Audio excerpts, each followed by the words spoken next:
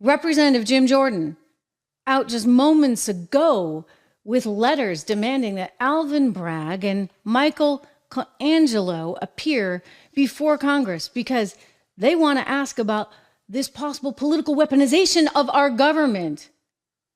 In other words, why did Alvin Bragg bring this? Alvin Bragg, mind you, was someone who originally decided not to, but then he was up for re-election. And in 2021, he decided during that process to brag, no pun intended, about how he knew Donald Trump's weaknesses, that he had been part of a team that brought 100 cases against the Trump administration for the so-called Muslim ban and the separation of families at the border. And so he knew his legal vulnerabilities better than anyone else. And he was the guy for the DA job because he could, quote, get Trump. Really?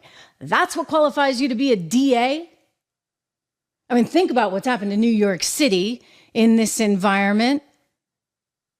Here's a story for you out of the Daily Mail. Progressive Manhattan DA Alvin Bragg downgraded staggering 60% of felony cases to lesser charges last year amid fury over criminals being repeatedly released to roam the streets of the Big Apple. But no. No.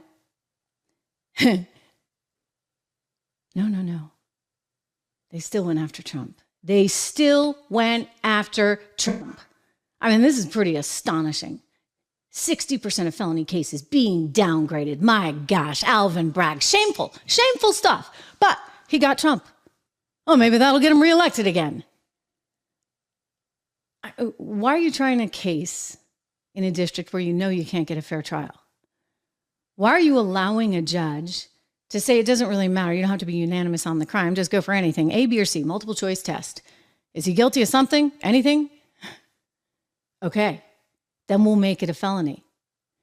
Because then what? We get to put him in jail? Just as the GOP announces its convention. By the way, the Democrats aren't even having like a real one. They're going to do a virtual one. What's that about? A virtual convention. What are they pulling? You got to ask this of yourself. Ask, what is up? They're high-fiving each other over at campaign headquarters for Joe Biden. You got people writing guilty 34 times in the street. You get all kinds of tweets. Oh, the Star Wars guy. Remember Luke Skywalker? He's out with a tweet. Guilty. They're all excited about saying all of these things, right? Guilty. Because they now figure they get a shot at winning. I got some news for them. Not going to happen. All the polls show something else. More on that in just a moment. But back to Jim Jordan demanding that people come forward. I want to, maybe you're not familiar with Michael Colangelo. Let me remind you, Julie Kelly had a tweet. She's been a great investigative reporter looking into a lot of J6 stuff, etc. Let's take a look at her tweet because she's reminding you just exactly who this guy is. Michael Colangelo standing right behind Alvin Bragg. He was number 3 at the DOJ for the Biden administration and suddenly transferred over to New York to help Alvin out. Alvin and the chipmunks there, right? What's that about?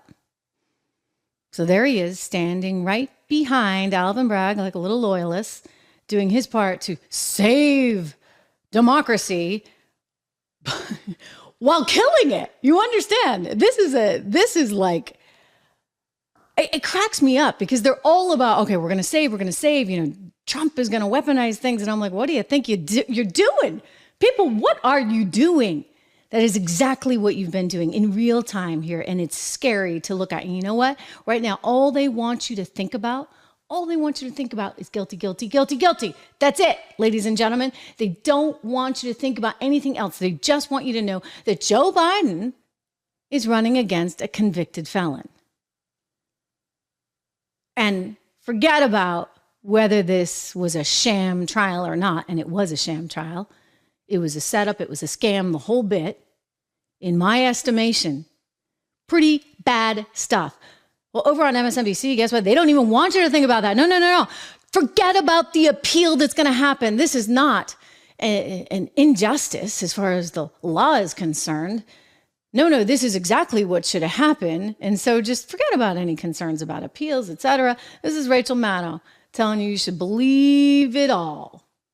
The test here for us as a country is not about what happens on appeal and is not about what happens in sentencing.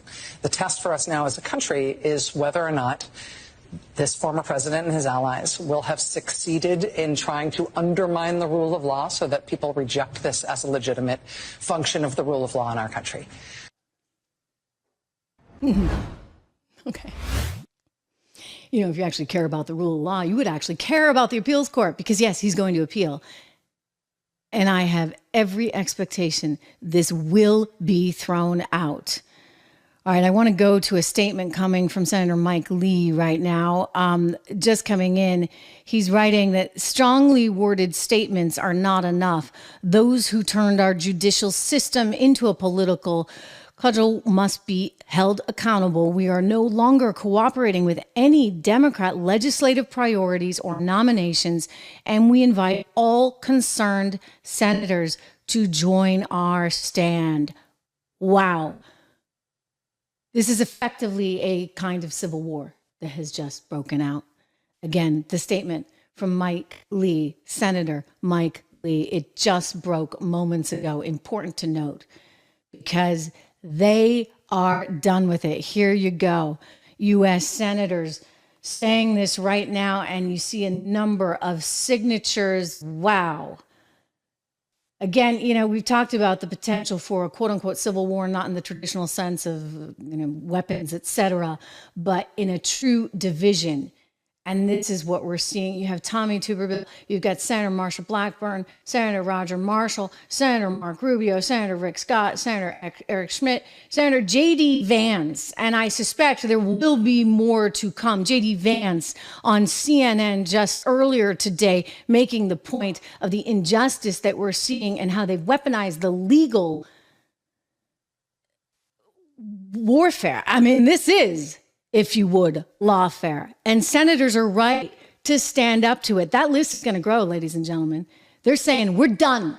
We're not cooperating with you anymore. We are out. There is nothing that we will sign off for your agenda. So thank you very much, Joe Biden. You just effectively shut down the government. Winning again, buddy. Winning again. Our economy, our border, our international mess. You have created a disaster. This is on your hands and your hands only. You have allowed this weaponization. You know, Bill O'Reilly was on News Nation last night and he said something really smart and really important. If Joe Biden were the president that he should be, if he were presidential in any way, he'd pardon this. And by the way, he might actually get a political point or two for doing so, but he's not going to. Now, he's not going to because he is a political animal that is driving all this. And don't kid yourself for 2 seconds if you think that he's not. What do you think the campaign was doing, dragging Robert De Niro and the head of their communications department outside the courthouse the day that they thought that they were going to get the verdict? I want to go to J.D. Vance on CNN pointing this out. Let's take a look. This judge committed multiple elements of reversible error, and he did it while his daughter has made a ton of money off of Democratic candidates and while he himself donated to the Biden campaign. So let me repeat the question. You cannot say that this trial was anything more than politics masquerading as justice. And yes, I will help Donald Trump. I will help Donald Trump. However, I think that I can, Wolf, because if we allow this to happen, it's so much bigger and so much more troubling than Donald Trump. If we allow this standard that you can throw your political opponents in jail because they're doing better than you in an election, it will be the end of this country as we know it. And he's absolutely right. And this is why you now have numerous senators coming forward saying, we've had enough. You know, we're not going to play this game. You guys are bad actors, and we don't work with bad actors. This is the so-called Civil War-esque type stuff that's going down, ladies and gentlemen, in real time. They made a huge mistake, and they're going to pay for it. And I suspect they're going to pay for it at the ballot boxes as well, because, you know, Americans are not going to forget this, and they see through the charade.